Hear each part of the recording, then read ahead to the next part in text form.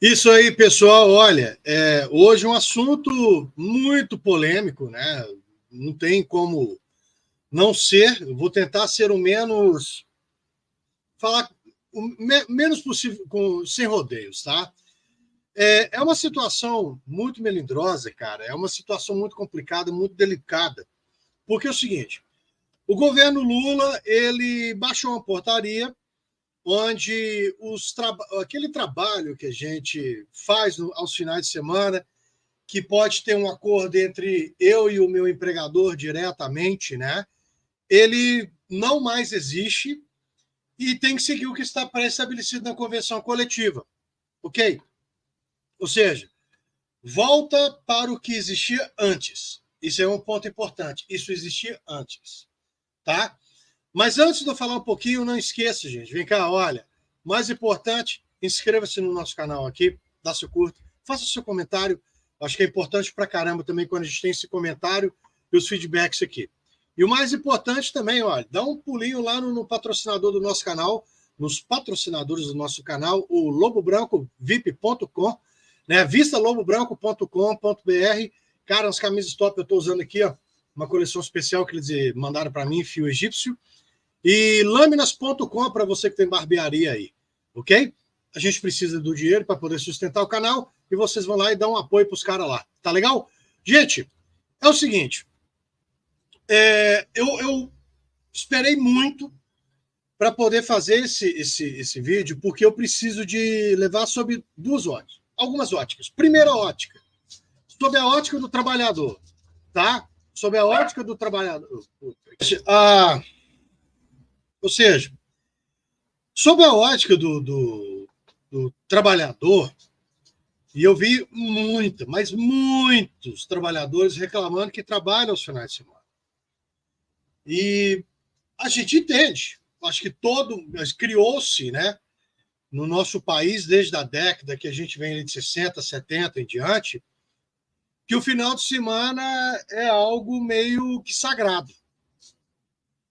E também tem muito aquela questão que a pessoa entende que o trabalho tem que acontecer somente de segunda a sexta e que a pessoa quer ter o direito de ter finais de semana. E isso é uma questão muito complicada, porque eu entendo o trabalhador que quer ter o final de semana. Mas eu sei que tem duas coisas que precisam ser ditas primeiro.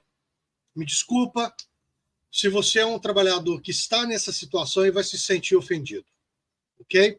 Primeiro, livre-arbítrio. Quando eu vou procurar um emprego, a primeira coisa que eu vou saber é como é que funciona aquela empresa. Se a empresa funciona aos finais de semana, a chance de eu ter que trabalhar no final de semana é muito grande. Então, primeira coisa que eu faço é não escolher aquela empresa. E isso é um problema, porque eu vou mostrar por que isso é um problema. Muitas das vezes, o trabalhador escolhe aquele emprego, mesmo que não queira, porque precisa. Por que precisa? Nós temos um outro tipo de trabalhador que chega e bate no peito e fala: é um absurdo eu trabalhar final de semana e, cara, me impressiona o termo patrão. Como se colocasse o empresário como um demônio, tá? E grande parte de ex-alunos meus que falavam, tinham esse discurso, quando viraram empresários, microempreendedores individuais, perceberam que o buraco é um pouco mais embaixo. Existe um discurso de ódio nesse momento contra o empresariado e um discurso do bem-estar social que é importante, mas muito me preocupa da forma que está sendo dito agora. Ok? Do outro lado, existe o patrão, o empresário, que precisa de vender aos finais de semana, porque vamos ser muito sinceros, o horário comercial ele não vende. Porque o horário comercial ele precisa que as pessoas que estejam trabalhando comprem. Então, o final de semana se transforma para as pessoas que trabalham numa opção de data para compra. Atire a primeira pedra quem nunca fez uma compra no final de semana. Quem não teve que ir num domingo no supermercado para fazer uma compra. O trabalhador estava lá. Você lembra? O trabalhador lá, que é contra o patrão, está lá. Tá certo? Não são todos que estão lá que são contra o patrão, não. Tem gente que está lá agradecendo e botando a mão para o céu que tem emprego. Ok?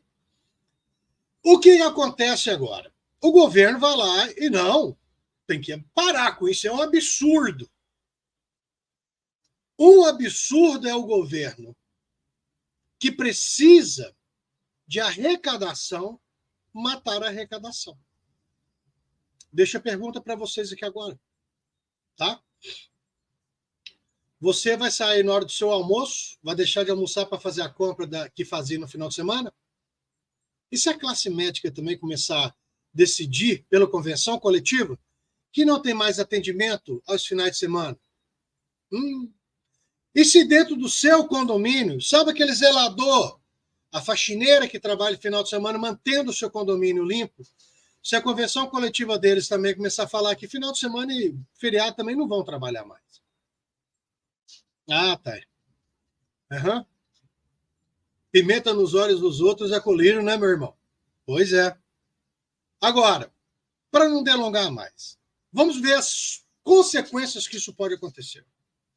Primeira consequência, sob a ótica do patrão, do empresário.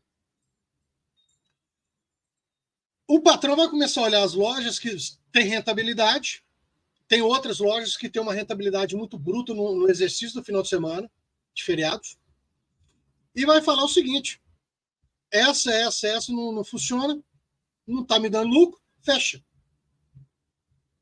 O empresário, ele não tem que ser... o dinheiro dele não é algo divino que vem do céu, ele vai lá e coloca, eu estou dando o seu céu. Ele tem que ter lucro. Porque ele poderia pegar esse dinheiro dele e investir só na vida dele. Mas ele está gerando emprego. Ele está gerando receita na cidade, para o Estado, para o país. Por quê? Talvez algumas pessoas que chamam a pessoa de patrão e colocam ele como demônio, talvez não saibam que os empresários pagam impostos.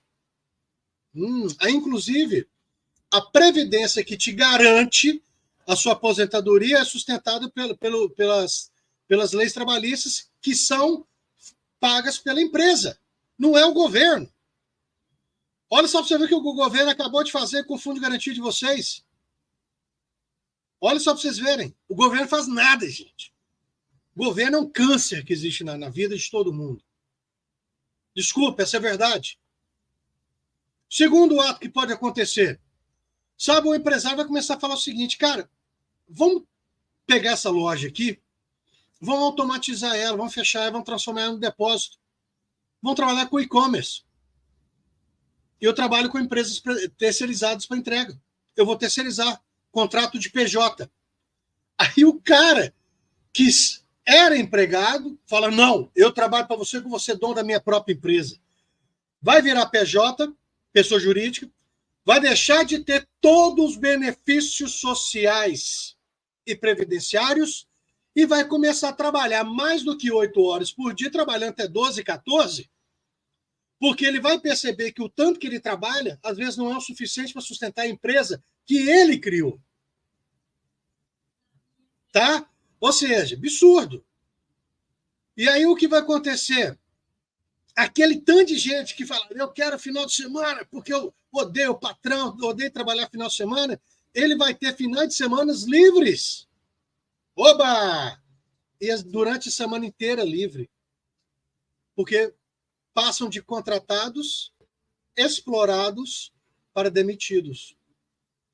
E aí, essa pessoa, vocês trabalhadores que estão falando isso, me desculpa, gente, pode ficar com raiva, que você vai passar, você é patrão, você defende o patrão, é uma classe explorada. Velho, eu sou explorado em quê?